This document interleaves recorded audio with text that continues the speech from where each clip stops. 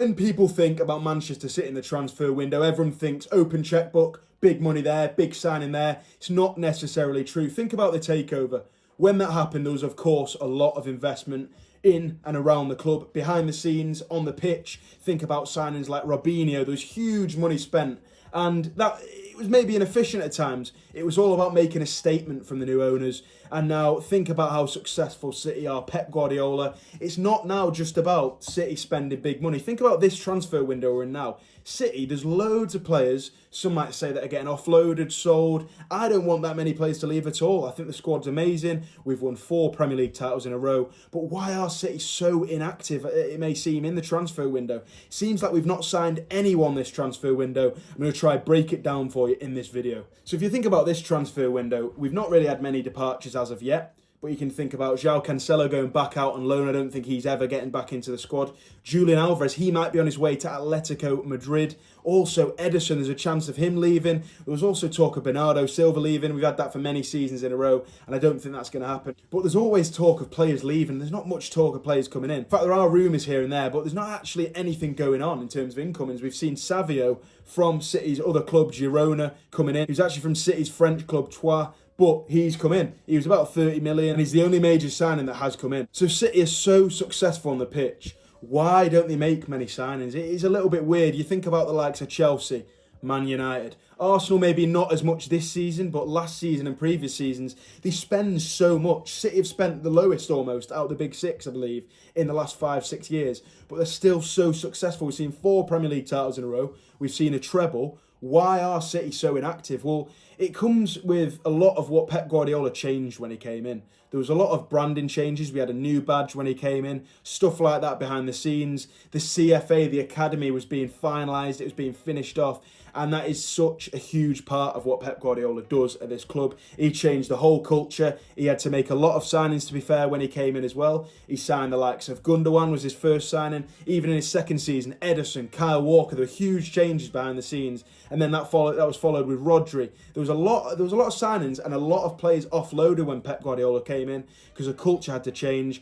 There was a lot of what I'd class as cult heroes at City, Kolarov, for example. There was quite a few ageing players that Pep basically had to get rid of in the nicest way possible. Zabaleta's another one. And these were great players for City, but they were not what Pep Guardiola needed. Joe Hart in goal wasn't the goalkeeper, the type of goalkeeper Pep wanted. And unfortunately, that was the right decision for him to go, I think.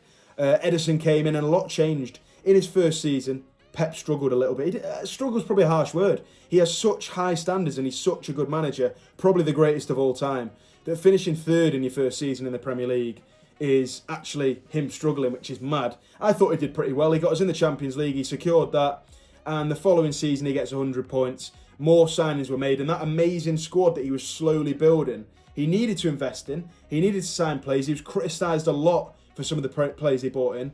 The defenders in particular, his style of play is all about possession, building from the back. And then in recent years, we've even seen the tactics change with these inverted fullbacks coming in. But Pep Guardiola invested quite a lot of cash into players when he first joined. And now, the last few years, we've not seen that at all. You might see one big player, one marquee signing come in, just to kind of balance the squad a little bit and maybe try and cancel out some of the players that have left the club. For example, Ilkay Gundogan, he was Pep's first signing at the club. Pep signed him with a long-term injury, and he turned out to be one of the best signings we ever made. Our treble-winning captain, a legend. He leaves last summer. We try and bring in a few names, for example, Kovacic, to try and balance out a player that's left. It's all about adding to the core of the squad. City have a great team. We've won 4 Premier League titles in a row. Pep is doing well. There's a great culture around the club, and he tries to he adds a couple names in to try and mould that squad into just keeping it ticking over. Whereas you see other clubs, as I mentioned,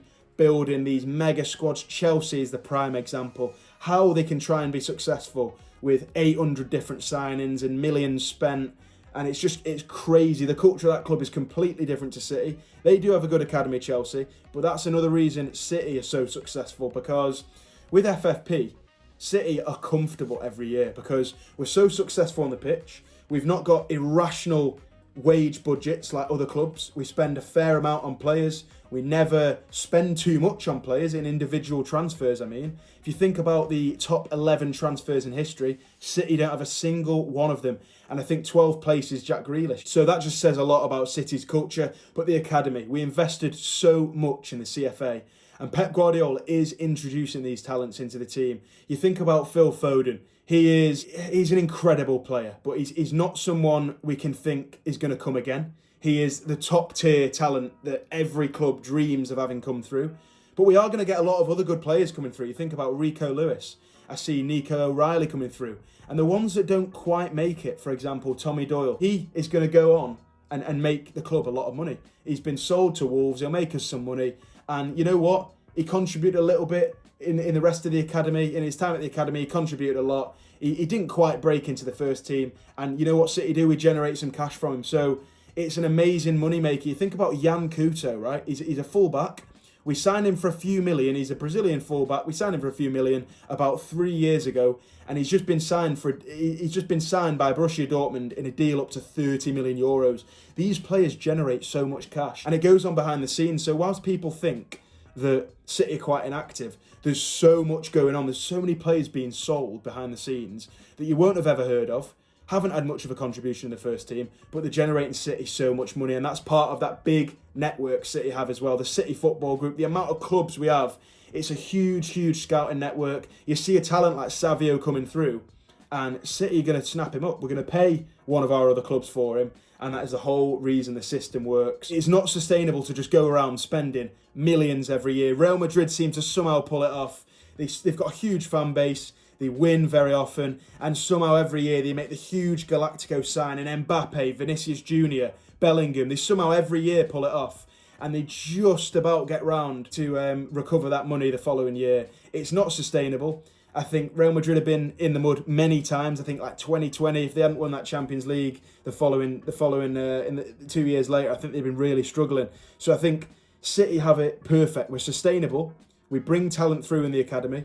We sell talent on that isn't quite good enough or doesn't quite work out. We always try and get a return on our players. We let players leave if they want to leave. We don't have a culture at a club like Tottenham where the likes of Harry Kane wants to leave and he's locked under a contract and he can't leave for years and years and years. I get that clubs want to get a big return on the players. They maybe don't want to sell to a rival, but it was mad to see someone like that stay for so long. You think about Bernardo Silva at City. It's been many seasons in a row. He's actually kind of wanted to leave. We've offered him up the chance to leave. We've even put a release clause in his contract. But at the end of the day, if no one offers what he's worth, he's not going to go. We have a culture where players are allowed to leave if they want. Just think Leroy Sané, for example. It's a perfect example of that. You think about Pep, it's all about having this amazing culture behind the scenes. You want all your staff players to get along. You don't want any toxicity. Players like Cancelo basically just get booted out if they're not contributing in that way. He brings through young players, and he doesn't overload the squad with huge amounts of signings. Sure, if you offered him now loads more money, loads more budget to go and buy a few players, he'd probably get the likes of Joshua Kimmich. He might go in for a Musiala, Dani Olmo. But at the end of the day, the way the club operates is we bring the youth through. We don't overspend. As of late, I'm not talking about 10 years ago, 15 years ago. We don't overspend as of late. Pep Guardiola, he just adds 1, 2, 3 players to the core, swaps a couple out, changes a few things around, alters the tactics a little bit, and you maybe get an Erling Haaland, like a statement signing every now and again that will change the culture a little bit. It will change the way we play a little bit. But the basis of it is that Pep Guardiola is very successful because City aren't too active. We don't spend too much money like Chelsea, like Man United. It's not all in the press, who we sign in all the time, being a huge, huge shadow over the club of who we're going to sign. People might question, why have we not signed a Rodri back up? Why are we so inactive? I'm sure we've seen these questions before. We've even got to points in the year like January, February, and people have gone, oh, we're struggling, we need this, we need that. And then we've won the treble or we've won the league or whatever's happened. And the way I see it, I'm now at the point where I have full faith in Pep. I have full faith in the club. And even if we are a little bit inactive in my eyes, I think maybe we do need someone else that can play in that role Rodri can. You got to leave it. They know way more than us about what's going on behind the scenes. They know way more than us about what they need and what they don't need. You got to trust them. We've been successful. City have been a little bit inactive in the transfer window, but there's reasons for that. And I think the culture behind the club is incredible. I think it's the best run club in the world almost. And I think we're going to be absolutely fine. So for any other fans watching, for any City fans watching, I think we're going to be fine. the bottom line is we're so inactive because we don't actually need to sign that many players. We want to keep tabs on the young talent we've got. We want to bring them through and we want to sell them on if they're not fit for purpose. So it's a culture thing. It's positive and it's what Pep is getting used to doing in the last few seasons. So I think we're going to be absolutely fine. We've not been too active. If you have enjoyed the video, please drop a like, sub if you can, and leave a comment with what you think. See you in the next one.